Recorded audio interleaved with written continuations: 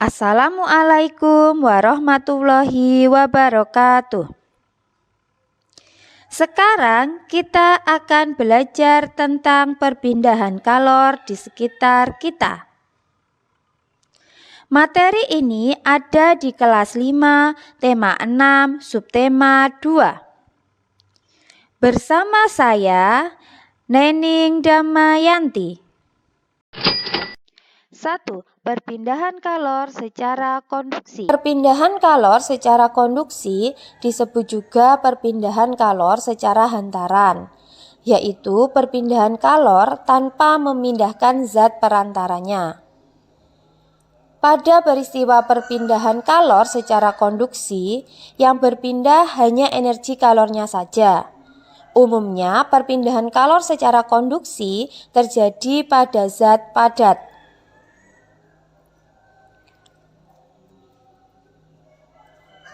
Agar kamu lebih mudah memahami peristiwa konduksi, mari kita lakukan kegiatan ini. Peristiwa konduksi dapat diumpamakan dengan kegiatan memindahkan buku secara estafet yang dilakukan oleh kamu dan teman-temanmu. Buku yang dipindahkan secara estafet kita umpamakan sebagai kalor dan orang yang memindahkannya sebagai zat perantaranya. Ketika kamu dan teman-temanmu memindahkan buku secara estafet, yang berpindah hanya buku itu saja. Sedangkan kamu dan temanmu sebagai perantara tetap diam di tempat, tidak berpindah. Begitu pula dengan peristiwa konduksi. Hanya kalor yang berpindah, zat perantaranya tetap.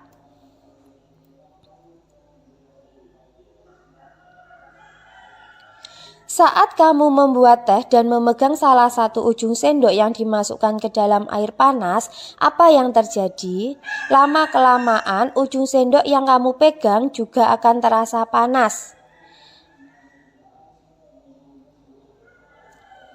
Peristiwa tersebut merupakan salah satu contoh perpindahan kalor secara konduksi.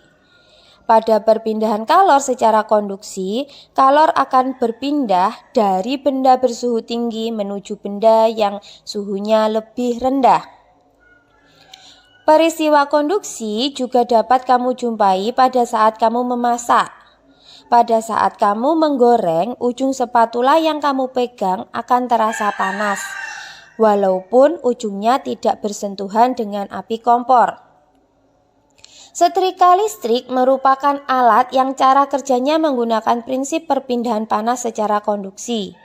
Ketika setrika dihubungkan dengan arus listrik, maka arus listrik akan mengalir melalui elemen pemanas. Panas dari elemen akan berpindah ke bagian alas besi setrika yang tebal.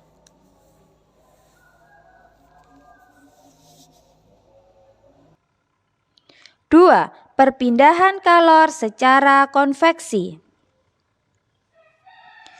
Perpindahan kalor secara konveksi ialah perpindahan kalor yang disertai dengan perpindahan zat perantaranya. Umumnya, peristiwa perpindahan kalor secara konveksi terjadi pada zat cair dan gas. Zat yang menerima kalor akan memuai dan menjadi lebih ringan, sehingga akan bergerak ke atas. Saat zat yang lebih ringan tersebut pindah ke atas, molekul zat yang ada di atasnya akan menggantikannya. Perpindahan secara konveksi dapat diumpamakan dengan kegiatan memindahkan setumpuk buku dari satu tempat ke tempat lain. Ketika kamu memindahkan buku tersebut ke tempat lain, tentu kamu akan ikut bersama dengan buku-buku tersebut. Jika buku-buku itu diumpamakan sebagai energi panas dan kamu adalah medianya, maka perpindahan kalor dengan cara konveksi akan menyertakan perantaranya. Peristiwa konveksi terjadi pada saat merebus air. Air yang letaknya dekat dengan api akan mendapat panas sehingga air menjadi lebih ringan. Air akan bergerak ke atas dan digantikan oleh air yang ada di atasnya. Demikian seterusnya. Perpindahan kalor secara konveksi juga mengakibatkan terjadinya angin darat dan angin laut. Angin darat terjadi karena udara di darat pada malam hari lebih cepat dingin daripada udara di laut. Sehingga udara yang berada di atas laut akan naik dan udara dari darat akan menggantikan posisi udara yang naik tadi. Angin laut terjadi karena pada siang hari daratan lebih cepat panas dibandingkan di laut. Sehingga udara di darat akan naik dan udara dari laut akan mengalir ke darat menggantikan tempat udara yang naik tadi. Keadaan ini digunakan para nelayan untuk pergi melaut pada malam hari dan kembali ke darat pada pagi atau siang hari. Sedangkan contoh peristiwa konveksi yang lain adalah penggunaan cerobong asap pada pabrik. Apakah di rumahmu dipasang jendela ventilasi? Pemanfaatan ventilasi sebagai sirkulasi udara di dalam rumah juga memanfaatkan perpindahan panas secara konveksi.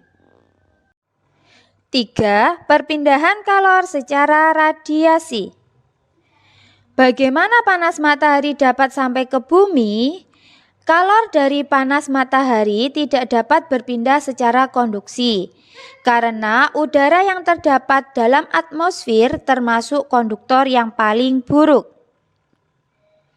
Kalor dari matahari pun tidak dapat menghantar secara konveksi, karena antara matahari dan bumi terdapat ruang hampa yang tidak menghantarkan kalor. Jadi, kalor dari matahari merambat ke bumi tanpa melalui zat perantara. Proses perpindahan kalor yang tidak memerlukan zat perantara dinamakan radiasi. Dapatkah kamu memberikan contoh lainnya perambatan kalor secara radiasi? Ketika kamu dan teman-temanmu pergi berkemah ke pegunungan, udara di pegunungan sangat dingin. Untuk menghangatkan badan, kamu perlu membuat api unggun. Nah, panas dari api unggun tersebut dapat sampai ke tubuhmu tanpa melalui zat perantara. Perpindahan seperti ini dikatakan secara radiasi.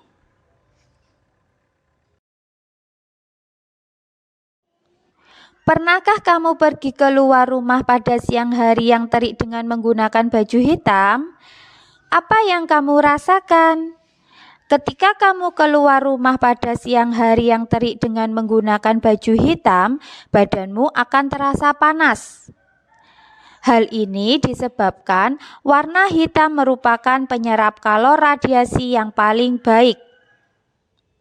Benda-benda berwarna hitam lebih banyak menyerap kalor dan memantulkan sebagian kalor jika dibandingkan dengan benda-benda yang berwarna putih dan berkilap. Sebaliknya, pada malam hari, orang yang memakai baju hitam merasa lebih dingin daripada orang yang mengenakan baju putih. Tahukah kamu mengapa hal ini dapat terjadi? Hal tersebut dapat terjadi karena pakaian yang berwarna hitam menyerap kalor yang dikeluarkan tubuh. Demikian materi ini, semoga bermanfaat. Wassalamualaikum warahmatullahi wabarakatuh.